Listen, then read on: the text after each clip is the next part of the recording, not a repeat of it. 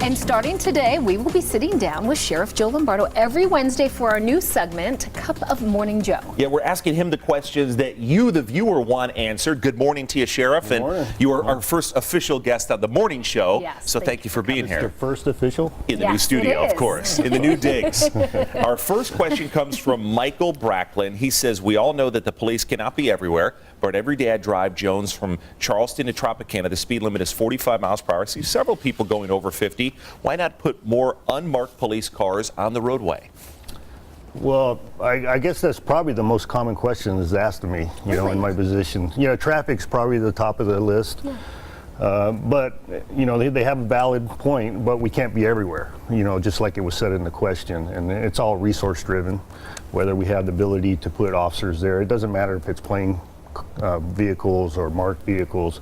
It becomes resource driven. But what happens is we do react to those complaints. So if we become aware of them, like if you call the traffic bureau or you call the substation in your area where you live and you have a particular issue that you're dealing with, make us aware of it, and we will set up, you know, the little fishing holes they call them, where we can address those issues. So. Okay.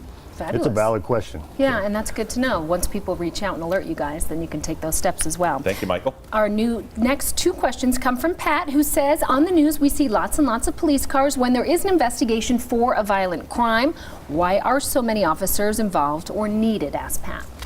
Well, I guess it almost answers the question, a violent crime. You know, usually the level of violence complicates the issue, and it requires a couple different crime scenes. You may have more than one crime scene that requires officers to secure those, you know, inner and outer perimeters. You may have several witnesses that you have to separate and interview. So it's all resource based on the level of crime. So if it's complicated, it requires more individuals. Makes sense.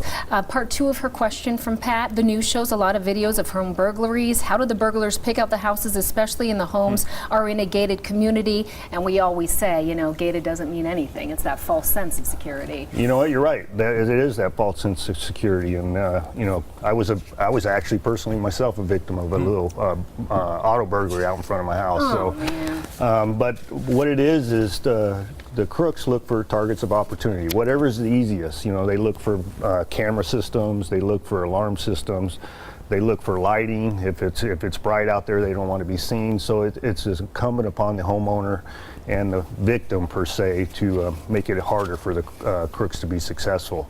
You know, and it's ironic because a lot of those gated communities are on golf courses, and you know they like to access the rear of the house via the golf courses. So things like dogs and stuff like that make a difference. So it's important for, you know, because it was earlier in the question, we can't be everywhere all the time. Correct. So it's important for folks to be not to become victims in the first place. Good points right there. 8 News Now reporter Karen Castro also weighed in with a question for you. She said detectives are rotating and going on patrol to curb violence. It's been about a month since the plan took effect. What has been the response from detectives so far, and how has it helped curb violence? Well, I'm a little mesmerized by your socks there. Oh my gosh. You can't ask questions anymore. I know. We're going to have to cover these up with a blanket sometimes, huh? So I was hoping you wouldn't notice, Sheriff. It matches your tie. I try. I'm slightly colorblind. But back to the question, yeah, we have been putting detectives out in uniform and addressing the violent crime, the rise in violent crime here locally, because I have a limited number of people to draw from, and we have to address it. We don't have time to think about whether we're going to address crime or not, because each one of those violent crime issues is a victim and a name associated with it. So I drew from the resources I have available. We put them out on the street because just that uniform and that omnipresence of a police officer makes a difference.